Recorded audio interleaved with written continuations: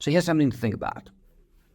We as humans, we are the only mammals on the planet that is born without a purpose, so to speak, knowing what we should do. A lion gets born and it knows what it's meant to do. There's a path. There's a very set expectation. You're going to be a cute little cub for a while, then you're going to be a playful little cub, then you're going to spoil hunts for a moment, then you're going to kill stuff. That's kind of the route, yeah? A little lion isn't born and it's expected to go and swim across an ocean. An elephant baby isn't born and expected to kill things. Instinct, the support structure around it, the expectations from everybody else, everything is linear. This is why you are here. We are confused because as a little baby you get bored, but you don't know why. And everything en route to you finding out why you're here, your purpose, is influenced by nature, nurture, the people around you, your teachers, the voices your parents put in your head, the voices your friends put in your head, your insecurities, your experiences, the stories you live. So it's a very interesting dilemma to be faced with. I recently started reading Mastery by Robert Greene, very good book, and he speaks about the life task, that you're going to figure out what your life task is, purpose, if you will. And a very interesting book, highly recommended. But there's a couple of themes which runs through his book about purpose. And also all of the, whether you call it pop psychology, whether you call it the motivational influences, whatever they are, there's a common theme or a few common themes that runs through all of it. Number one is you can't sit on your couch and wait for shit to happen. You have to get out there. You have to live. You have to taste things. Now, for some of us, we're lucky enough to grow up in a family or a situational place as a family where you get to experience things. You are supported to try things. In other instances, you get told this is what you will do. What if it doesn't resonate with you? What if it's not your thing? What if it's not your life task? That's in the long run where unhappiness comes in and the feeling of I don't care, I don't matter. But this can change.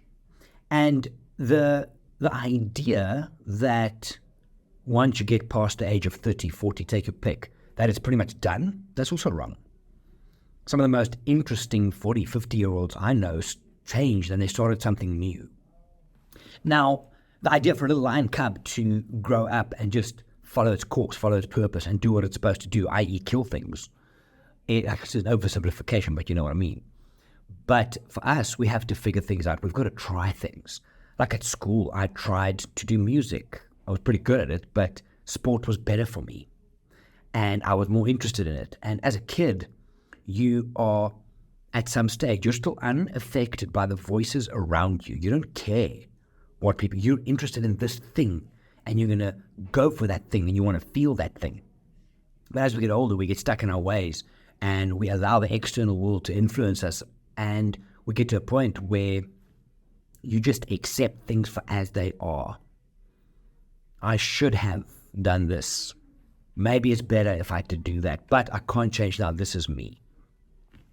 And in this book, Mastery by Robert Greene, he talks about mastering something, your life task.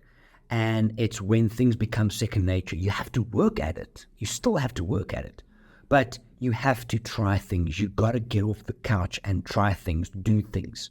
Figure out what it is that when you were a child, before we got our minds changed and brainwashed by teachers and society and now social media, what was that thing that you wanted to do that made you think, oh, I want this, that you want to play with, that you want to explore, that you want to do? That, we need to find that. And the idea of it just finding you by chance not going to happen unless you're out there living and doing things. The worst thing to be is on a couch not feeling valued and not feeling valuable.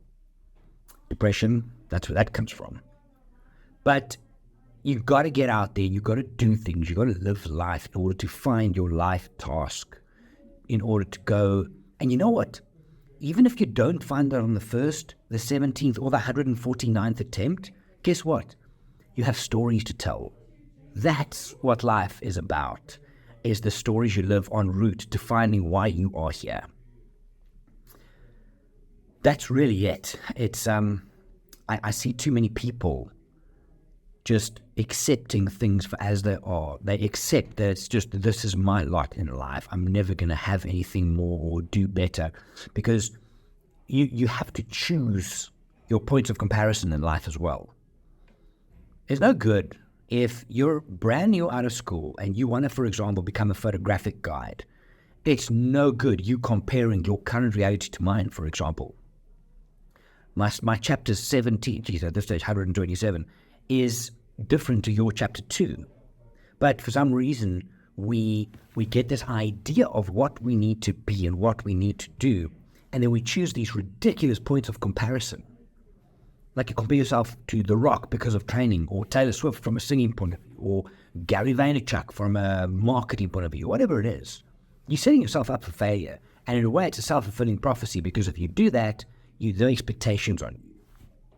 So you need to live, you need to go and taste things to find your life task, your purpose. You're not a lion cub.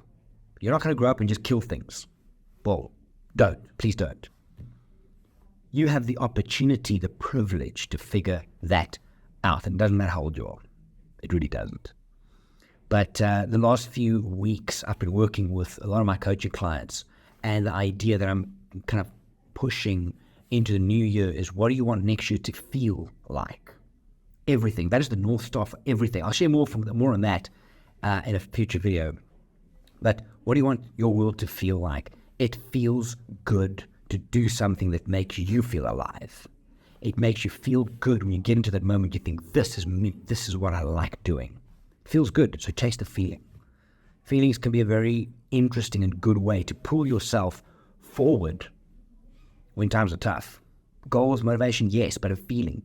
I want to feel that. That's what the goal is. So if you're looking for something to read over this holiday season, Mastery by Robert Greene, interesting book. Almost done with it. I read it way back, but nice reread. And go and live, make stories. And here's the thing, stories don't always have to end happily or good. It might be embarrassing. It might be sad. But it's still stories that add to who you are. It adds to the things you've tasted in life. And I suppose with the stories, it's what are the regrets you're willing to live with, because those regrets don't have to kill you. They can become interesting stories as well. Anyway, there's a lot there. I'm going to get going. This is my last day in the office for the year. I'm back on the 8th of Jan.